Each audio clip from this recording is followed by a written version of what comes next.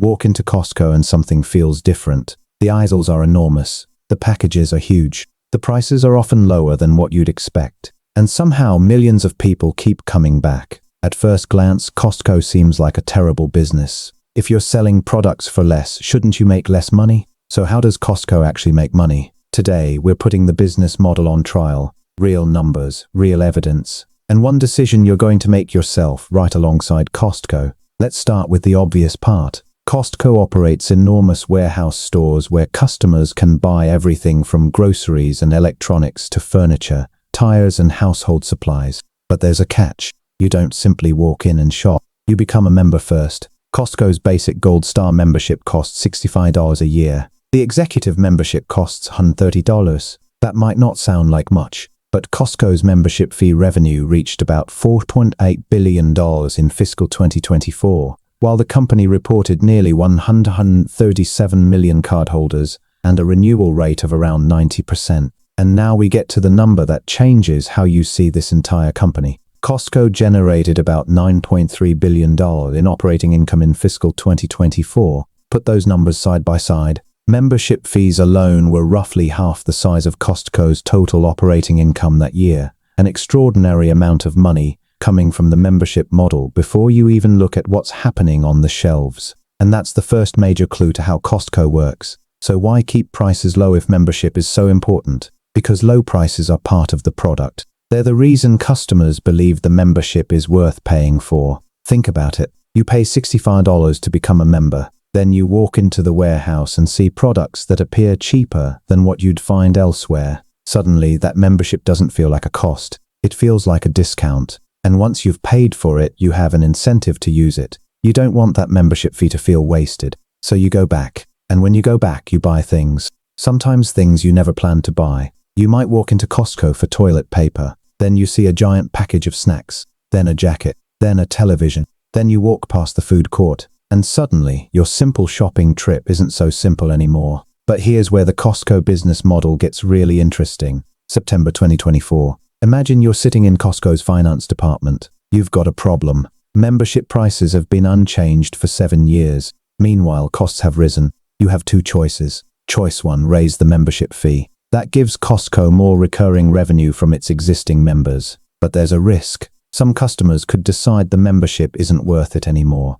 They could cancel, they could refuse to renew. And Costco's renewal rate is extremely important, because a member who pays once isn't nearly as valuable as a member who keeps paying year after year. Choice 2, keep the membership price unchanged. You protect the value proposition, you protect customer loyalty, you protect that extremely high renewal rate, but you leave money on the table while your costs continue rising. So now you're running Costco. What do? Raise the membership fee? Or protect the renewal rate? Take a second. Make your decision, because Costco eventually made theirs. In September 2024, Costco raised its membership prices. The Gold Star membership went from $60 to $65. The executive membership went from $120 to $130. It was the company's first membership price increase in 7 years. And here's why that decision matters. Costco didn't need to build thousands of new warehouses to generate additional membership revenue. It didn't need to sell millions of additional products. It simply changed the price of something millions of people were already paying for. That's the power of recurring revenue. But Costco's strategy doesn't stop with membership. There's another piece of the puzzle, Kirkland Signature. Costco's private label brand gives the company greater control over products, pricing, and the customer experience. And Kirkland has become something more than just a cheaper alternative. It has become a trusted brand in its own right. That matters because when customers trust Kirkland, they don't have to compare dozens of competing brands every time they shop. They already know what they're looking for. And Costco has another unusual strategy. It doesn't try to carry everything. A typical supermarket might have thousands upon thousands of different products. Costco deliberately carries a much smaller selection. At first, that sounds like a weakness, but it can actually become an advantage, because Costco can concentrate its enormous purchasing power on fewer products. And when you're buying huge quantities, suppliers have a reason to negotiate. Imagine two businesses buying the same product. One buys 1,000 units, the other buys 100,000. Which one has more negotiating power? The second one. That's Costco's weapon. Huge warehouses, huge purchasing volume, limited product selection, low prices. millions of members. Now the pieces start fitting together. Costco isn't simply a retailer. It's a system. Low prices attract members. Members pay recurring fees. Members want to use the membership they've already paid for, so they return. More visits create more purchases. More purchases create enormous purchasing volume. More purchasing volume strengthens Costco's negotiating power. That helps Costco maintain competitive prices. And those prices reinforce the value of the membership. Then the cycle starts again. That's the business model. But there's a vulnerability hiding inside it. Costco has to keep proving that the membership is worth paying for. Every year, if prices stop looking attractive, the value proposition weakens. If the shopping experience gets worse, members have less reason to renew. If competitors become significantly cheaper or more convenient,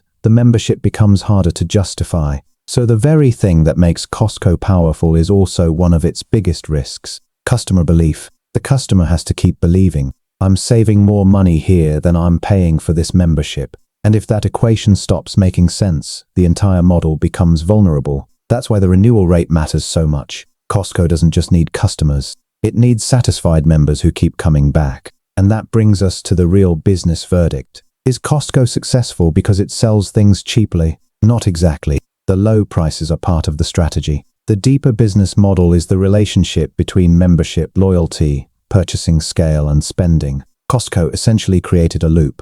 Low prices attract members. Members generate recurring membership revenue. Members return because they want to use the membership.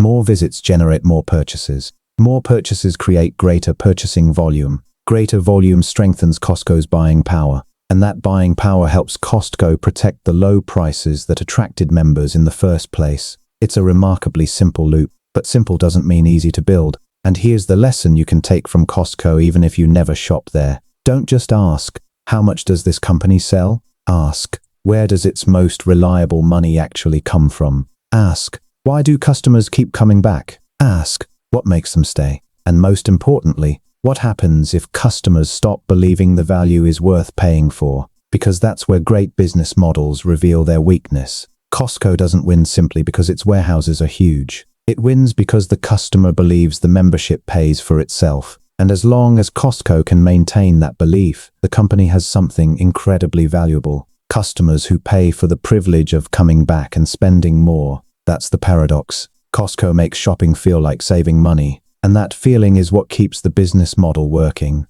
So let's return to the decision. If you were running Costco in 2024, would you have raised the membership fee? Knowing that a higher price could increase revenue, but also knowing that even a small change could make some customers question whether the membership is still worth it? Or would you have protected the existing price and the powerful renewal rate? There isn't a perfect answer. That's what makes it a real business decision. Because business isn't about finding a number that looks impressive. It's about understanding the trade-offs behind that number. And that's the real lesson from Costco. You don't need to own Costco to study Costco. You don't even need to be able to afford the business. You just need to understand the numbers, the incentives, the customer behavior, and the system connecting all of them. Real filings, real decisions. The verdict is yours.